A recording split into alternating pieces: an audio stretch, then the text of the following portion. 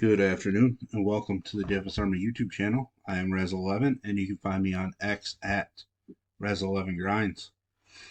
Going to take a look at the pitching for today, the 3rd of June. It is Monday. We do have an 8-game main slate. I know DraftKings shows some weather issues for a couple, but last I looked, we should have a clean bill of weather on this slate. Reminder that this is a first look at the pitching options for the slate, and I do go more in depth for the members at DFS Army. And I will be looking at DraftKings as that is where a majority of my action is. If you play on FanDuel, I usually cut my pitcher pool into a third, sometimes a half, just because we don't have to be as creative as pricing isn't as tight. So let's dig in here at the top. We get Zach Wheeler, K-prop of 7.5, juice on the under. Minus 205 favorite against the Brewers. Perfectly fine option, somebody that I will have exposure to. I don't expect it to be super heavy. This Milwaukee team, despite not being, super strong overall, they still keep putting up runs. With that said, Zach Wheeler is definitely an elite arm.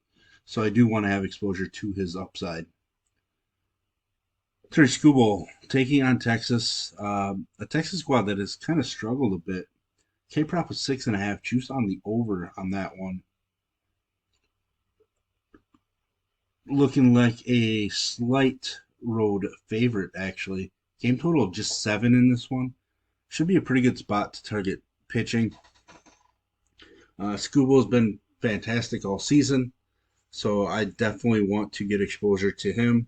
He is priced up a bit, so that's a little annoying, but still, definitely big time upside out of Skubal, even in this matchup. Next up, Grayson Rodriguez, K-prop of 5.5, juice slightly on the over, coming off of a 10K performance, has 7+ Ks in 4 of his last 5 starts. Probably not going to get through the game clean. He is a slight favorite on the road. Game total 7.5, juice on the under. Walks can be a huge issue for him. It's always a worry. I'm not sure what his history is against Toronto, so that's something we'll dig into. But he's been pretty bad on the road, so that's also something to think about. But somebody I definitely want to have exposure to as well. This slate kind of appears like it's shaping up to be really exposed to the top part with maybe some sprinkles down in the cheaper area. Mackenzie Gore, as most of you know, is one of my favorite pitchers in all of baseball. Hasn't been as strong at home so far this season, but he's coming off an elite performance against a difficult Atlanta offense. Back-to-back 30-plus fantasy point performances from Mackenzie Gore. Minus 122 favorite. K-prop of 6.5. Juice is on the under, pretty strongly on the under, actually. But still, Mackenzie Gore is going to be one of my favorite GPP pitchers on the slate. Definitely volatile, but still going to be one of my preferred. Justin Verlander, 8+ strikeouts in 3 out of his last 4 starts. Some elite starts in that stretch. Taking on a St. Louis squad that has struggled for much of the season. K-prop of 6.5, juice on the under. He is a minus 185 favorite in this one. Game total of just 7.5. Hasn't been as strong at home. Just 2 starts made at home so far. One struggled against Milwaukee, and then 2 was against a difficult Cleveland squad who doesn't really strike out a ton. So it is what it is. But I think Verlander's certainly in play as well. It kind of sucks sticking with the top 5 price guys. Usually I like to slide in a fade of one of those guys. But on this slate, I'm just not seeing it yet.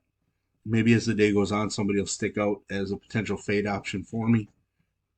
But as of right now, we're going to ride with the top 5 guys. Kevin Gausman taking on his former squad. His K numbers are all over the place this season. His performance not very trustworthy. He is a small home underdog. Game total just 7.5 with juice on the under. His K prop is 5.5 with juice strongly on the over.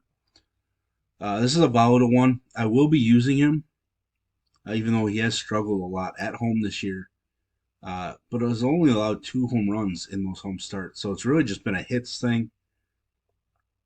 I'm certainly interested, but I have a feeling he might end up like a 15% play for me. That Baltimore offense is obviously dangerous, so it's really tough to trust him.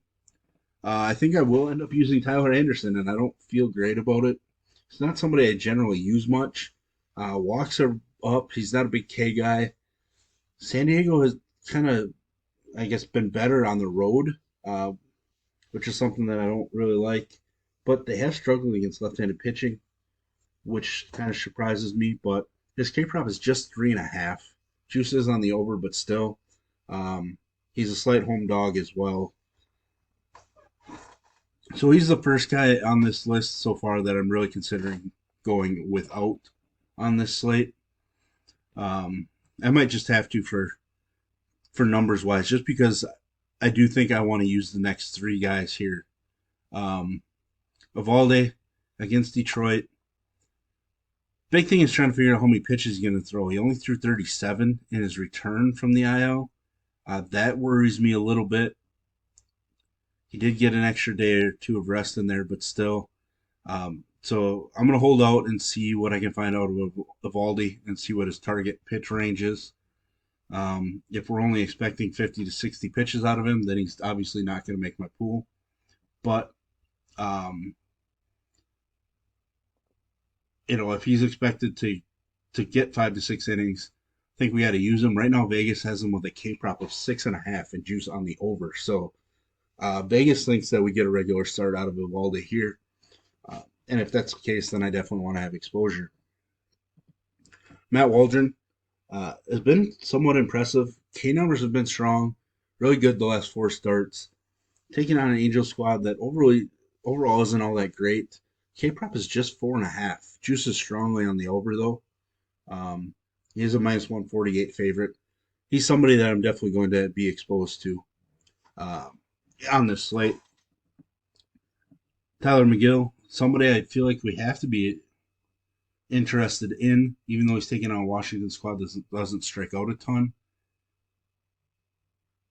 K prop of just 4.5, juice on the over, but he absolutely just dominated the Dodgers, um, which is really kind of shocking to see. He was actually really solid against the Guardians as well, picking up strikeouts against a team that doesn't strike out a whole lot. So I think McGill is perfectly fine. It's really weird. We're looking at playing pretty much everybody up here. So the more I think about it, the more I'm definitely going to end up having to look into a fate of Anderson. And then if there's any questions with Evalde, to leave him out of my pool.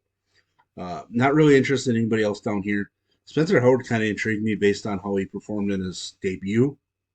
Um, he's going to follow an opener most likely again. Um, but I mean, the Arizona offense hasn't been as dangerous as we were hoping all season. But I just don't think he has enough upside for us on this slate, especially because we like a lot of these guys up here. Um, so, I think this slate's pretty cut and dry in pitching. There's a lot of guys I do want to have, and then a bunch of guys that I don't care about. If I get beat by Kyle Gibson against Houston, so be it. I can live with that. Get beat by Bryce Wilson against the team with the best record in baseball, so be it. And then a Coors game as well. There's that first look at pitching. If you enjoy what I bring to you, please hit the like button, hit the subscribe button, turn the notification bell on. Get the alert anytime we drop videos here at DFS Army. If you want to join us and get access to our coaches, tools, sheets, Discord, etc., I'll put links in the description below. You can use promo code RAZ, that's RAZ, for 10% off monthly. And as always, best of luck, everybody.